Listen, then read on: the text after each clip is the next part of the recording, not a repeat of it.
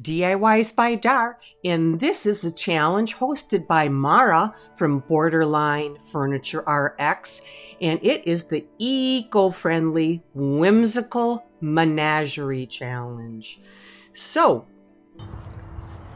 here I am outside. I'm using my recycled sock. As you can see, it's seen better days.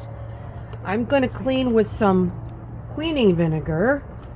This is going to be my first for this, since it is a low VOC cleaner, and my scrub brush, and let's get to cleaning this. I'm going to let this piece dry in the sun, and then there's a few repairs I need to make on it. I did purchase this piece for $8 from Habitat for Humanity, which is great because I know that their proceeds go ahead and help out the local community for people that are in need. I'm going to take the rest of my vinegar and water, and I have another piece I'm going to clean, and so I might as well get to it. So I'm getting started with some Gorilla Wood Filler, which is no VOCs. I needed to repair just the feet. They were pretty bad. The only thing was I did hand sand. You should wear a mask because you can still breathe in the dust.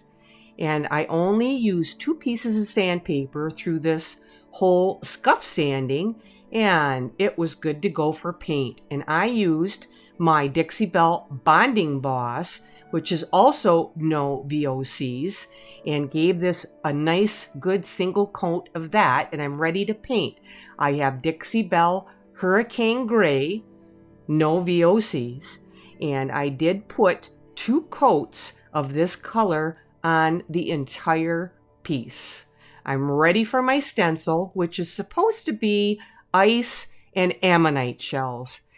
I did have to tap a little bit. These were kind of tight, and also run it up and down, and that quite really was not enough, so we had to do some hand painting. And this color here is called Driftwood. I used some Posca pens, which are no VOCs, to give these ammonites a little bit more color.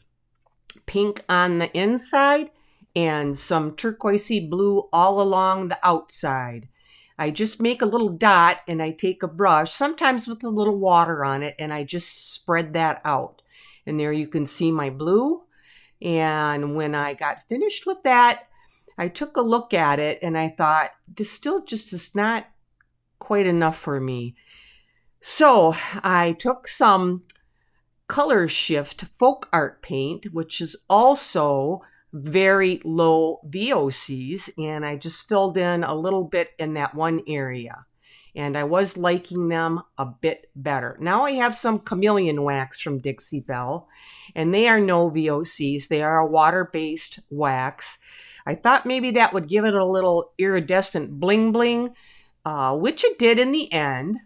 And I'm ready to start the top of the table, and with some ice crystals around the outside edge, some ammonites, and then I was ready for the big boys. I have a couple cicadas here, and I love cicadas, and I am going to put these on the top of the table.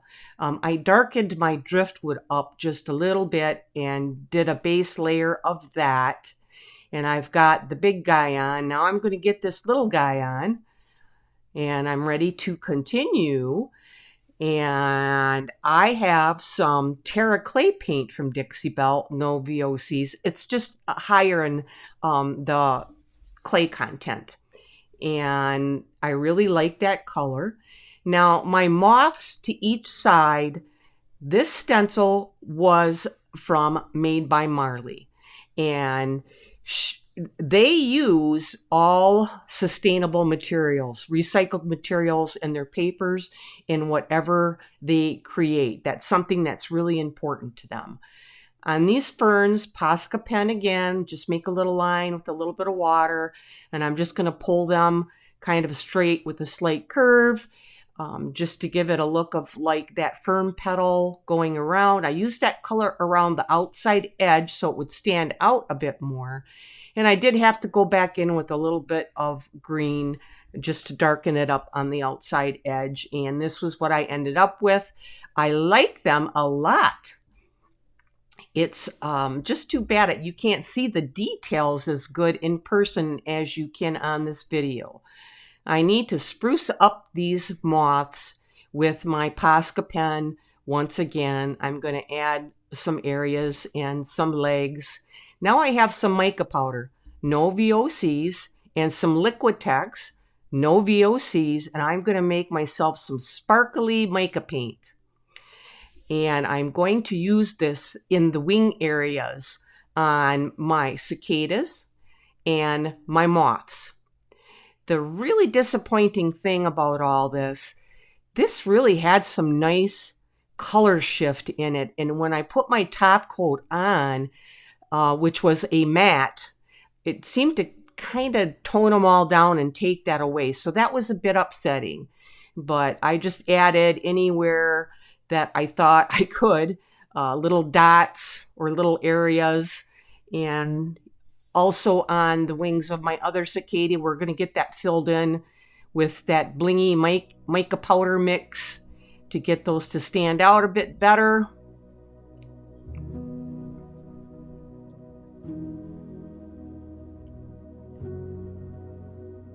Now I have Folk Art Color Shift paint, and I'm going to add some lines on the inside of these wings. And this paint does have low VOCs, and I really loved how it looked. It was really cool. And when I put that top coat on, I lost it. If anybody knows what to use on these paints to keep them shining, let me know. I don't know if it would have been any different if I would have used a gloss. Maybe not quite sure. Back to my Posca pens, and I need to give this body on this cicada a little more action. It's looking kind of dull, so I went back and outlined quite a few things with the Posca pen, then added some more of the color shift paint and some lines and dots just so I could give this a little more bling bling.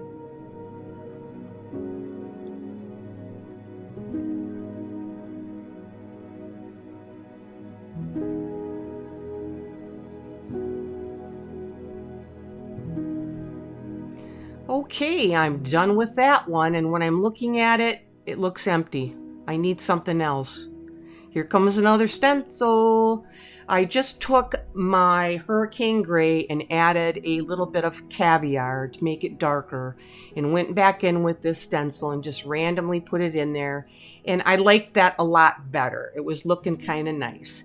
Here comes the Annie Sloan chalk paint lacquer, where I pretty much killed all my bling bling. Oh well. Somebody give me some pointers here. I need them. I mean, it still had a little bit, but not like it did when I first painted it. Now I have some gold gilding wax from Dixie Belle, no VOCs once again. And I'm going to go ahead and put this on a couple other areas because I am liking that bling bling at least. And this is some more of that chameleon wax from Dixie Belle in the color Cactus. And you can see it's just giving that a little iridescence, like maybe a greenish tint, which I thought was nice. And now this table's been sealed, so wax is last on this portion, and I didn't lose my shine. So this is what I started with, that $8 table, and this is what I ended up with.